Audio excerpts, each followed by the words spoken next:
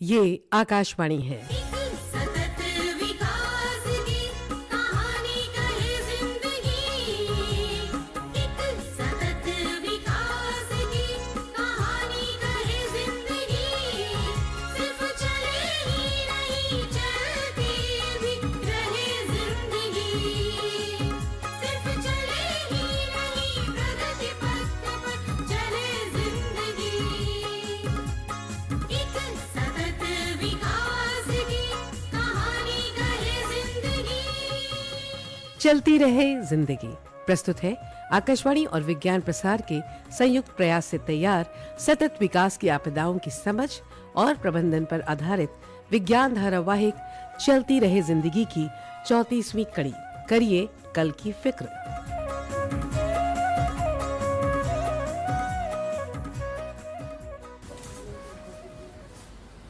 देखो ये दवा लिख दी है। हाँ, यहीं फार्मेसी पे मिल जाएगी जी 3 दिन दवा खाकर तब बताना, ठीक? ठीक। नेक्स्ट। महेश मामा हम आ गए। अरे आओ विवेक, मेघा, इधर आ जाओ। हाँ, सुनीता दीदी और जीजा जी कहाँ हैं? हम भी आ गए। आइए आइए आइए। दीदी प्रणाम, जीजा जी प्रणाम। अरे महेश, आज तो तुम बिजी हो गए। तो क्या महेश मामा, हम आज घूमने नहीं जाएंगे? अरे क्यों नहीं जाएंगे, जरूर जाएंगे घूमने। हाँ, मेरे साथ के एक डॉक्टर आने वाले हैं, बस उनके आते ही हम चल देंगे। नमस्ते। अरे आइए आइए। भाई ये है दारेन खांडू जी। ये यहाँ कुदरत के नाम से एक स्वयंसेवी संगठन चलाते हैं। इनका संगठन पर्यावरण संरक्षण के कार्य में लगा हुआ है। खांडू जी, ये सुनीता है, मेरी बड़ी बहन, और ये सुनील मेरे बहनोई। जी नमस्ते। ये मेघा है और ये विवेक। नमस्ते खांडू अंकल। नमस्ते नमस्ते बेटे। कैसा लगा आप सबको हमारा अरुणाचल है? लाजवाब खांडू जी, लाजवाब। विवेक, सुनीता दी, आप लोग साइड रूम में बैठकर गपशप करें। थोड़ी देर में मैं यहाँ से निपट कर आता हूँ। ठीक है।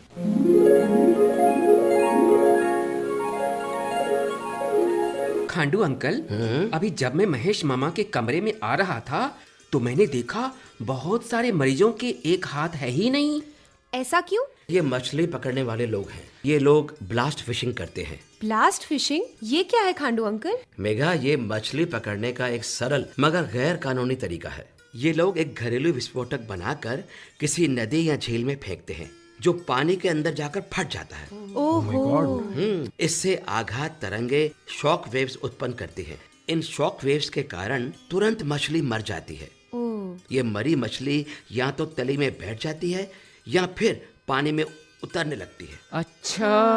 हाँ, अब ये लोग पानी में घुसकर उन्हें आसानी से इकट्ठा कर लेते हैं। पर ये बाहाँ और पंजा। हाँ मेघा, चूंकि ये लोग स्थानीय चीजों से क्रूड विस्फोटक बनाते हैं, इसलिए कभी कभी ये हाथ में फट जाते हैं और परिणाम तुम देख ही रहे हो। इस प्रकार से मछली पकड़ना पर्यावरण के लिए हानिकारक है। अच्छा। इसलिए ज्यादातर देशों में ये blast fishing, cyanide fishing, fish trawling जैसे तरीके गैर कानूनी घोषित कर दिए गए हैं। ये फिश ट्रोलिंग क्या है खांडू अंकल? ट्रॉलर मछली पकड़ने का एक प्रकार का महीन जाल होता है। इसे समुद्र में पानी के सतह पर तैरती नाव या मछली पकड़ने वाले जहाज से बांधकर समुद्र की तली या तली के थोड़ा ऊपर तक पहुंचाया जाता है। अच्छा, इसे ही ड्रैगिंग कहते हैं ना? हाँ सुनील जी, इसमें जरूरी मछलियों के अलावा बहुत सारे समुद्री जीव, छोटी मछलियां भी फंस जाती हैं, जिन्हें मछुआरे बाहर ही फेंक कर चले जाते हैं। हाँ खांडू जी, मछलियों के प्रजनन काल में भी मछलियों को निकालने पर प्रतिबंध होना चाहिए, ताकि मछलियों की संख्या बढ़ सके, है ना? हाँ, बिल्कुल। हमारी संस्था मछली पकड़ने के गैर कानूनी तरीकों के लिए सख्त कानून बनाने की हिमायती है। जहाँ तक मेरी जानकारी है, इसके लिए कानून तो है, पर उस पर अभी सख्ती से अमल नहीं होता है। अरे आप लोग बोर तो नहीं हुए जीजा जी? नहीं महेश मामा, खांडू अंकल बड़े दिलचस्प आदमी हैं। और काफी जानकार भी है ना? नहीं डॉक्टर साहब, मैं तो इन्हें अपनी संस्था के बारे में बता रहा था। आप काम से खाली हो गए क्या? अरे कहाँ खांडू जी, ऐसा करिए आप मेरी गाड़ी ले जाइए जी। जीजा जी, दीदी और बच्चों को प्लीज घुमा लाइए। ठीक है डॉक्टर साहब, मैं इन्हें जंगलों की सैर करा कर लाता हूँ। तो क्या हम वहाँ जंगल में रहने वालों से भी मिल सकेंगे? हाँ हाँ, क्यों नहीं मेघा? अरे वाह, तो चले चलो चलो चलो। अरे भाई खांडू अंकल के साथ घूम के आ रहा हूं, जाओ। हाँ, तो चलते हैं, चलो।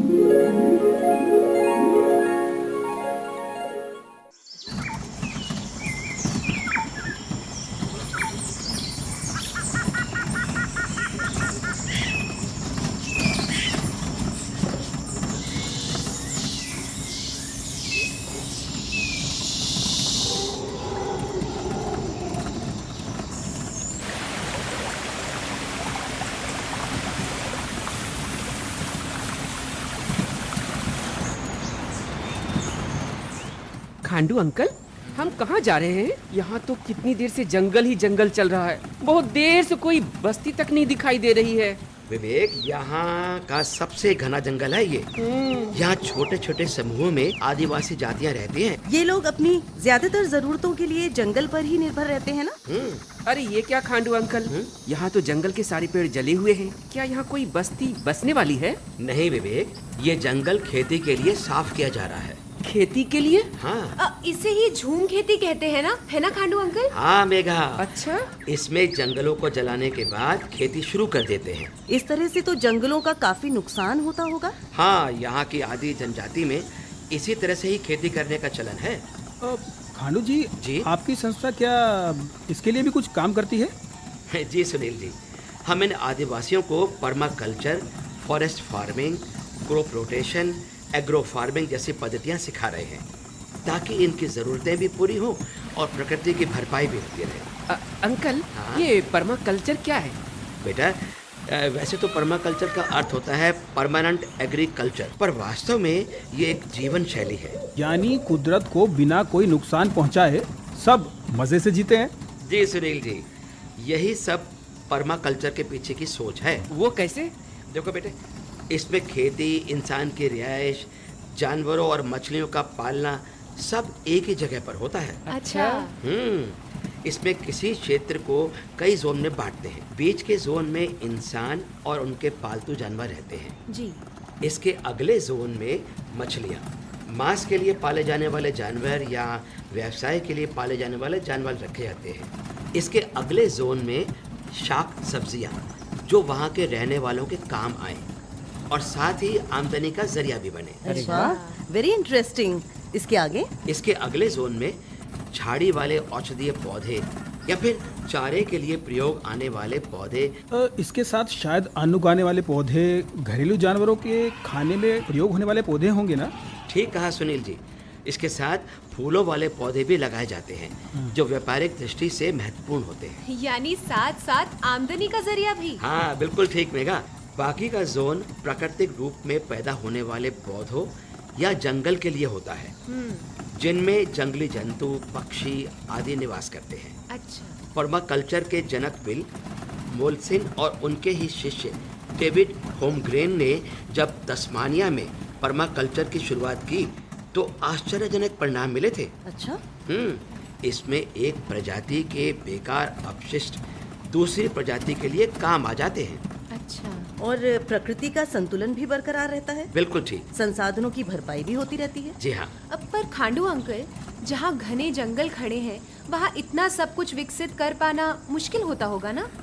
हाँ मेघा, ऐसे स्थानों के लिए हमारी संस्था फॉरेस्ट फार्मिंग की सिफारिश करती है। अच्छा। और इसके तौर तरीकों को भी सिखाती है। खांडू अंकल, ये फॉरेस्ट फार्मिंग क्या है?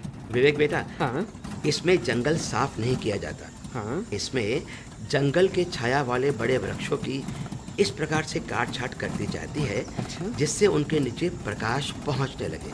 ओह। और फिर इनके नीचे उगाने के लिए कुछ ऐसी फसलों या वनस्पतियों की खेती की जाती है जो इस छाया में भी पनप सके। खांडू अंकल, आप कह रहे थे कि आप हमें जंगल के निवासियों से भी मिलवाएंगे। हाँ मेघा बेटे, मैं तुम्हें यहाँ की एक जनजाति अपातानी के ठिकानों पर ले चल रहा हूँ। अच्छा। ये जीरो वैली में रहते हैं। Zero valley?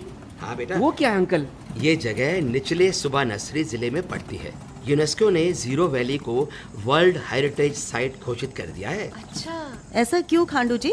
अपातानी लोग प्रकृति के सानिध्य में रहकर, प्रकृति से तालमेल करके इतने चैन से रह रहे हैं कि ये सारी दुनिया के लिए एक मिसाल है। अच्छा, हम कितनी देर में वहाँ पहुँचेंगे? बस थोड़ी दूर है और ईटानगर से करीब 170 किलोमीटर पर आधा रास्ता तो हम तय कर चुके हैं बच्चों। अरे वाह, पहुंचने वाले हैं। बस आधा रास्ता रह गया।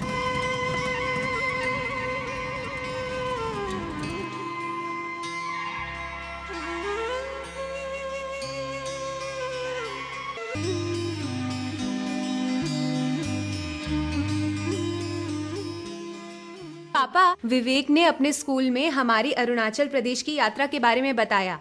तो इसके प्रिंसिपल सर प्रकृति और उसके संसाधनों के प्रयोग पर एक जागरूकता सप्ताह बना रहे हैं। और पता है पापा, उसमें आप सब लोग भी आमंत्रित होंगे और एक नाटक भी होगा। तो ठीक है, हम सब भी चलेंगे। ये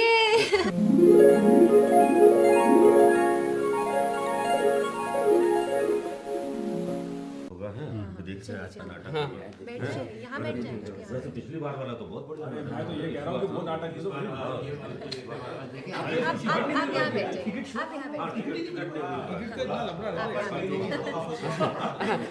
चलो यहीं बैठ जाते हैं। मेघा दीदी, आप इधर आ जाओ।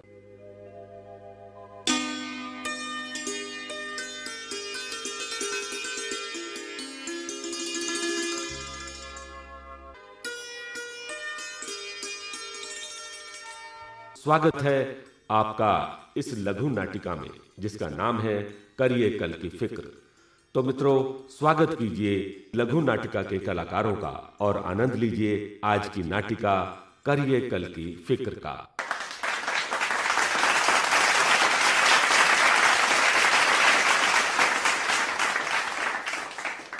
मैं सृष्टि का सबसे विकसित प्राणी, मैं इंसान, मैं पड़ता हूं सब पे भारी, मैं सबसे बलवान।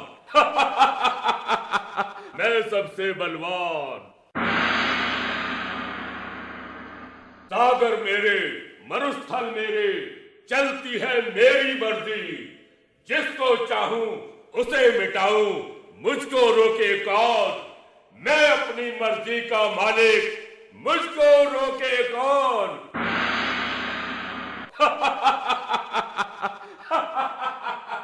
ज्यादा मत तू डींगे हाथ, मूर्ख हो जा मौन। कौन बोला मुझे? कौन बोला मुझे मौन रहने के लिए? मैं पड़ता हूं सब पर भारी, मैं सबसे बलवान। बलवान? अरे इंसान, तू तो है नादान। अरे तू है कौन?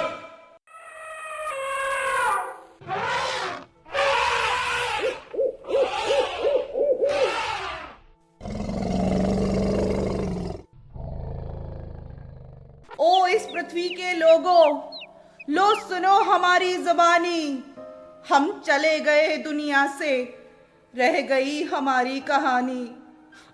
कौन हो तुम? अरे इंसान, हम अब हैं नहीं, थे तेरी ही तरह इस पृथ्वी के अधिकारी। हम हैं उन प्रजातियों के नुमाइंदे जो तेरी वजह से इस दुनिया से विलुप्त हो गई। ये पौधे, ये जंतु, ये पक्षी, ये मछलियां, ये समुद्री जीव। तुम विलुप्त कैसे हो गए और इसमें मेरी क्या भूमिका है? अरे मैं खुद जीवों की एक प्रजाति का नुमाइंदा हूं। वो तो तू है, पर एक बात गलत हुई। वो क्या? वो ये कि कुदरत ने तुझे इस सृष्टि का सबसे विकसित दिमाग दे दिया। वो तो है, पर इसमें बुराई क्या है? बुराई है, इतने विकसित दिमाग में ही स्वार्थ, लोभ, सत्ता का दुरुपयोग जैसी बुराइयां समा सकती हैं। देखो, बातों को उलझाओ मत। खुलकर बताओ कि प्रजातियों के विलुप्त होने में मुझ मानव की क्या भूमिका है? तो सुन, तूने अपने इस्तेमाल के लिए हम सबके बसेरे उजाड़ दिए। हमारा वातावरण जिसमें हम चैन से जीते थे, वो नष्ट कर दिया। वो कैसे? तूने अपनी खेती के लिए जंगल काट कर जमीन साफ की, शहर और गांव बसाने के लिए हरी भरी धरती को बंजर बनाया, उस पर कंक्रीट के जंगल खड़े कर दिए। परंतु जंगलों में आग लगाई, धरती को खोद कर खनिज निकाले, समुद्रों में मछली पकड़ने के लिए ट्रोलिंग की। पर उससे तुम्हारे विलुप्त होने का क्या संबंध है? संबंध है। तूने कभी सोचा कि जिन जगहों का स्वरूप तूने बदल डाला, वहां सैकड़ों किस्म के पेड़ पौधे, हजारों किस्म के जीव जंतु, लाखों किस्म के जीवाणु और एक कोशिकीय प्राणियों का आवास था, जो तूने नष्ट कर दिया। पर ये मेरी मजबूरी है, मेरे लिए जरूरी है। वाह, मजबूरी? जानवरों का शिकार भी तेरी मजबूरी है? तूने शिकार करके भारतीय चीतों की नस्ल मिटा दी। किस मजबूरी में? सहारा रेगिस्तान के चीतों की नस्ल खत्म हो रही है। तेरे कारण बाघ भी शायद दुनिया से विदा हो जाएंगे, और तू कहता है मजबूरी?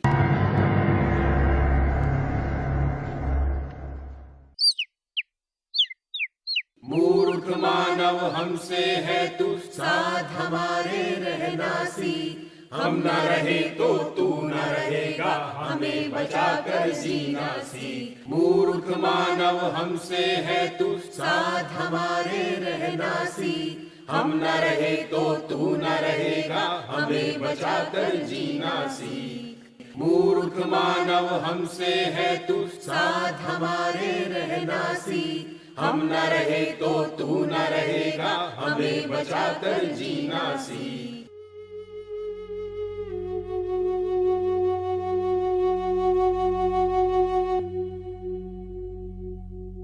तूने बस्तियां बसाई, ठीक। तूने उद्योग धंधे लगाए, ठीक। ये तो विकास है। इससे कुछ न कुछ विनाश होना था, उतना तक तो बर्दाश्त था। उतना तक तो बर्दाश्त था। और इससे अलग मैंने क्या किया? तुम संख्या में जितने बढ़ोगे, हमारे आवासों और वातावरण का उतना ही ज्यादा विनाश करोगे। मतलब तुम्हारा विनाश रोकने के लिए हमें अपनी आबादी बढ़ने से रोकनी होगी। हाँ, बिल्कुल ठीक समझा तू।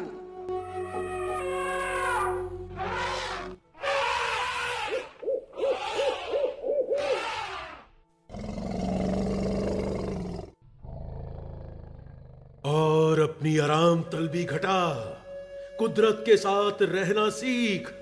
कुदरत को मिटाकर कितने दिन चल पाएगा? तुम कौन? मतलब आपकी तारीफ? ए अभिमानी मानव, तू मुझको पेड़ों का नुमाइंदा जान। ओ, वन देवता, कहिए, क्या हमारे सुख चैन आपको भी आंखों देखे नहीं सुहाते? आपको भी इससे कष्ट है और बहुत है। तो सुन, और सारे मानव सुने और ध्यान से सुने। मैंने आप सबको पाला है, सबकी सुरक्षा की है। आपने जब जो चाहा मैंने दिया। फल, शहद, लकड़ी, गोंद, पत्ते, जो चाहा तुमने मैंने दिया। पर तुम्हारी तो मांगे खत्म ही नहीं होती। तुम्हारा लालच तो शांत ही नहीं होता। ये क्या, इतना लेने पर आ गए कि हमें ही उजाड़ दिया? अरे, मेरी भी देते जाने की एक सीमा है। हम खत्म होते जा रहे हैं, पर हमारे पेड़ों पर चलने वाले तुम्हारे आरों की धार मध्यम नहीं हुई। परंतु लकड़ी तो हमारी जरूरत है। जरूरत? अरे, सिर्फ अपनी जरूरत देखी, हमारी जरूरत के बारे में सोचा है कभी?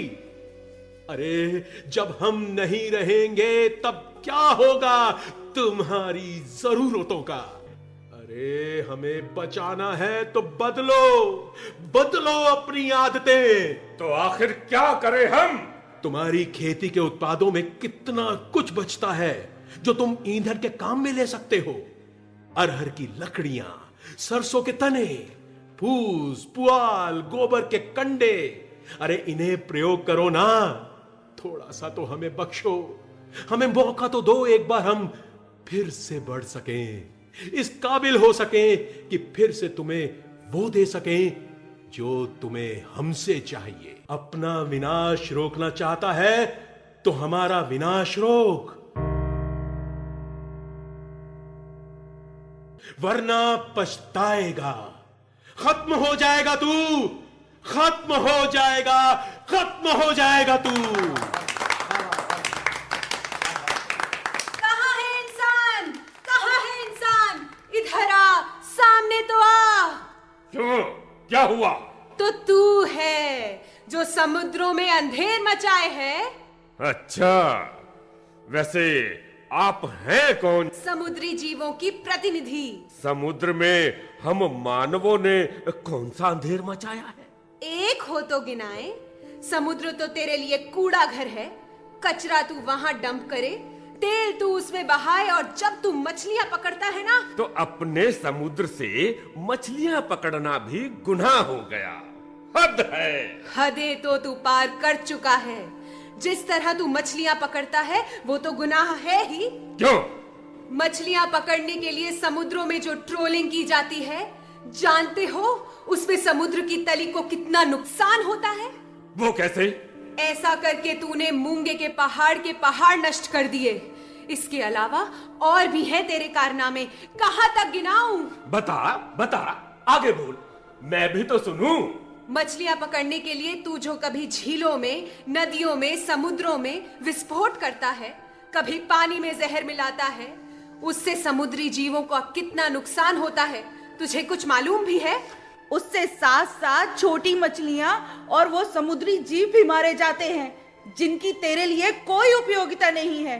तू उन्हें कूड़े के ढेर की तरह समुद्र तट पर सड़ने के लिए छोड़ जाता है।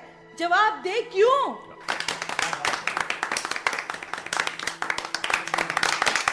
आप कौन है? अरे, इंसान मैं वो हूँ जिसका तू सबसे बड़ा अपराधी है। सबसे बड़ा अपराधी है मतलब?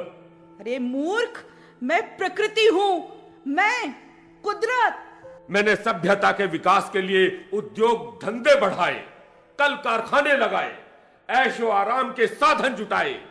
आज जिंदगी कितनी सरल हो गई है। इस विकास के लिए क्या मैं दोषी ठहराया जाऊंगा? विकास की ओट लेकर तू अपने किए हुए को छुपाना चाहता है। तूने अंधाधुंध जंगल काटे, किस विकास के लिए? तू जिस जगह से पेड़ काटता था वहां कभी तूने एक पौधा लगाने के बारे में नहीं सोचा? पेट्रोल का कितना दुरुपयोग करता है कि एक तरफ तो इस ईंधन के खत्म होने के दिन नजदीक आ गए हैं, दूसरी ओर हवा में जहर घुलता जा रहा है। ये सब विकास के लिए कर रहा है। तो क्या आदिम युग में लौट जाऊं?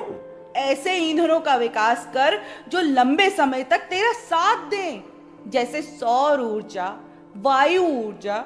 वाहनों का प्रयोग तभी कर जब बहुत जरूरत हो। हाँ। 4 पड़ोसी एक ही तरफ जा रहे हों तो एक ही वाहन में चले जाएं। सीसा रहित पेट्रोल और कम गंधक वाला डीजल अपने वाहनों में प्रयोग कर। जो वाहन पुराने हैं और ईंधन ज्यादा खाते हैं, ज्यादा प्रदूषण फैलाते हैं, उनका प्रयोग बंद कर। परंतु तू जानता है मेरी अदालत में कोई माफी नहीं होती। सजा जरूर मिलती है, पर ये सजा जितनी कम हो उतना ही अच्छा।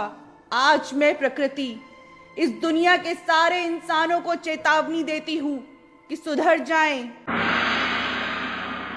मिलकर जीना सीखें, वरना एक दिन ये मानव सभ्यता ही समाप्त हो जाएगी। क्या हमें इतना बड़ा श्राप मत दो प्रकृति देवी। तुम तो हम सबकी माँ हो।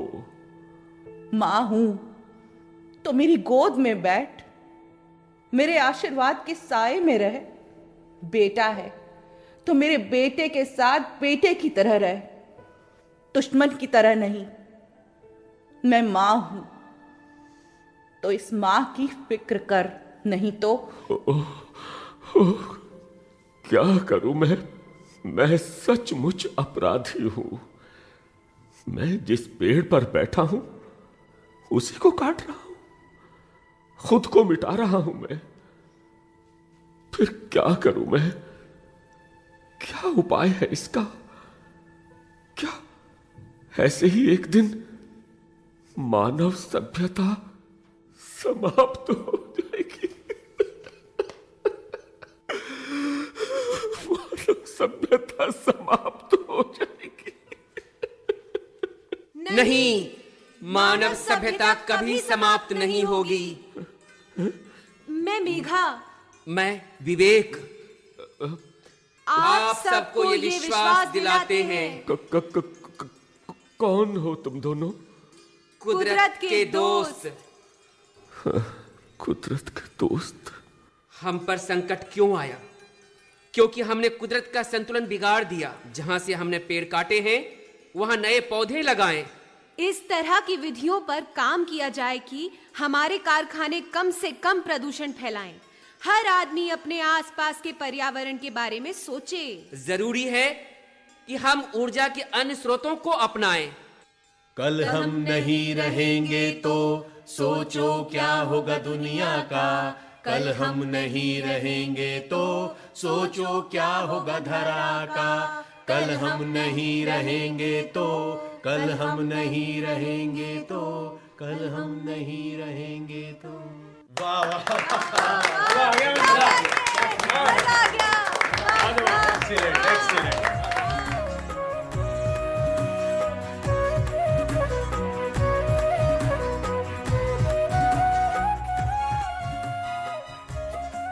चलती रहे जिंदगी। अभी आप आकाशवाणी और विज्ञान प्रसार के संयुक्त प्रयास से तैयार प्राकृतिक आपदाओं की समझ और प्रबंधन पर आधारित विज्ञान धारावाहिक चलती रहे जिंदगी की 34वीं कड़ी सुन रहे थे। करिए कल की फिक्र।